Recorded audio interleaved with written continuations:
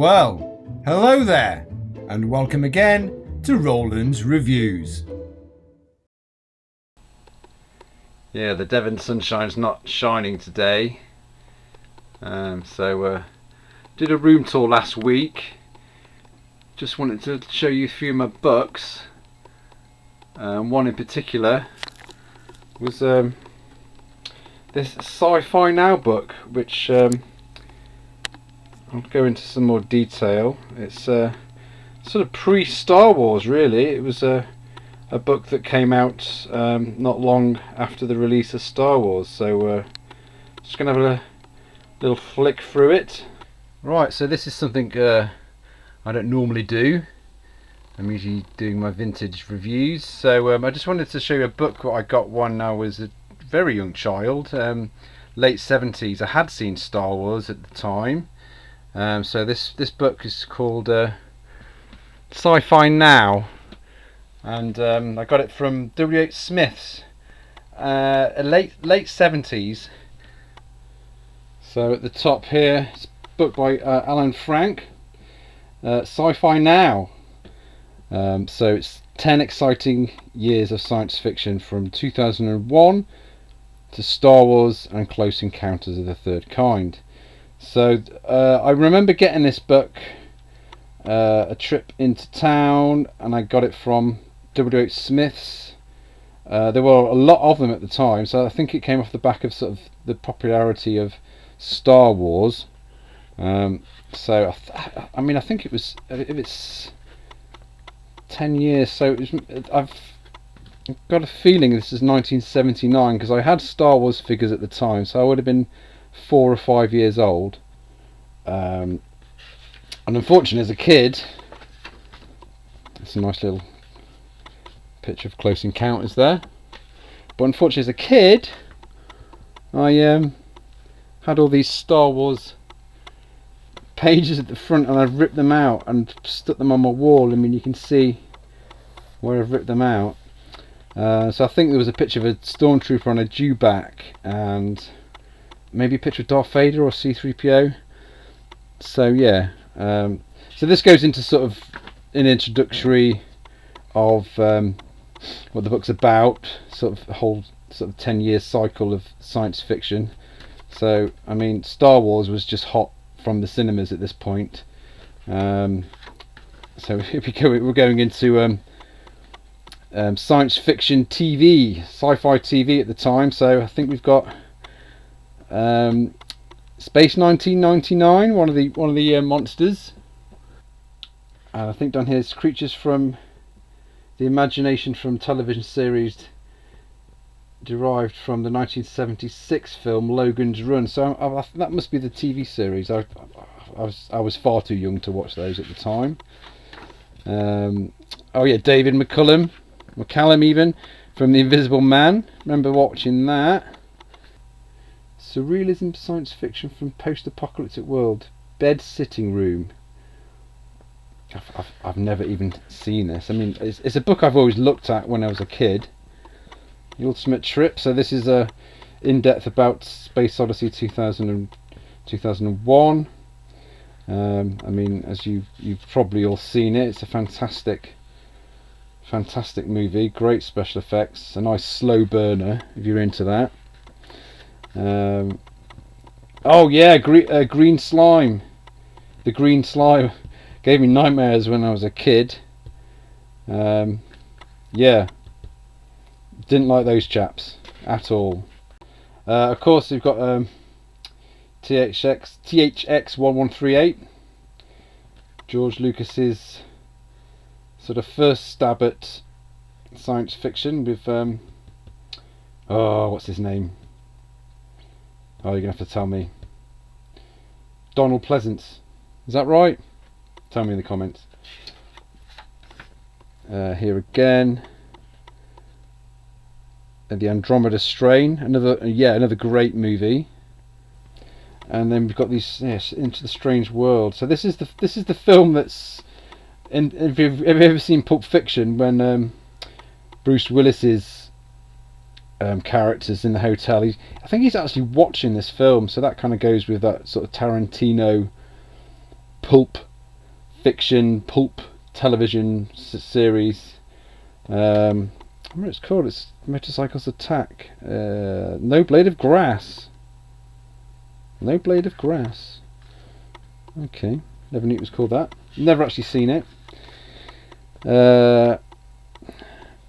That's the Omega Man, Charlton Heston, of course.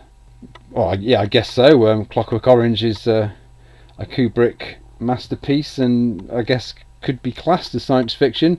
Very hard scene to watch that. Of course, Bruce Dern in Silent Running with one of the Huey, Dewey and Louie robots.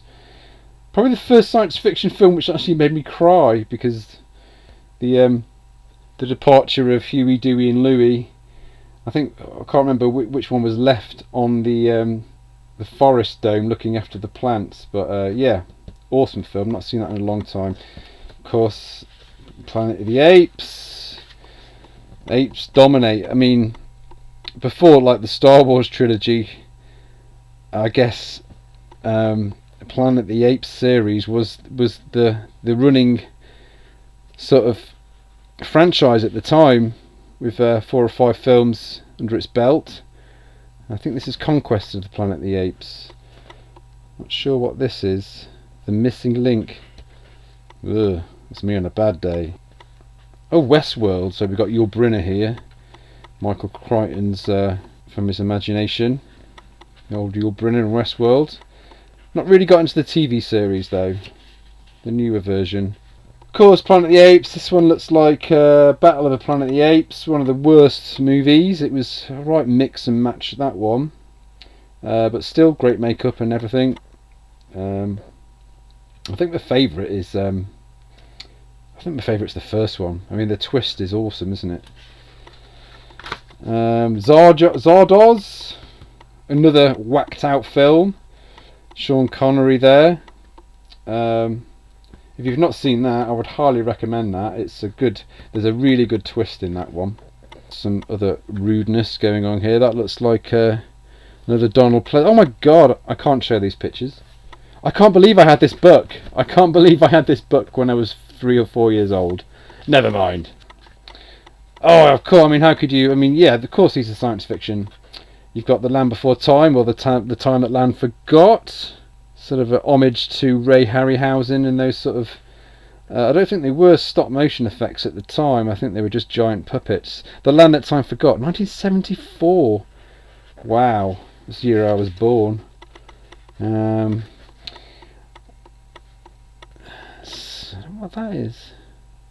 The Little Prince. It's another film I've never seen. I mean, you might have. I've never seen that, but it looks really intriguing. The Volkswagen from the Cars That Ate Paris. I have seen that a very long time ago. Can't remember much of it. Okay, Rollerball. Is that James Caan? Can't remember. I mean, it's weird. The films that were released around my time when I was born. I mean, you are going to watch them eventually. You know, growing up, they're going to be released on TV. But a hell of a lot of this stuff I've missed. Again, Rollerball again. Death Race 2000, a film I watched. I used to have that on Betamax. Yeah, so you've got people like Sylvester Stallone and David Carradine. Have I said that wrong? I'm not sure. As Frankenstein. Yeah, there's some right gory moments in that. Yeah, another film I saw quite young. Sort of the birth of VHS and Betamax. I mean, at the time you could go and pretty much pop out to the video shop and pretty much get anything. David Bowie, God rest his soul. The Man Who Fell to Earth. Another film I saw quite young. You know, opened my mind up a little bit.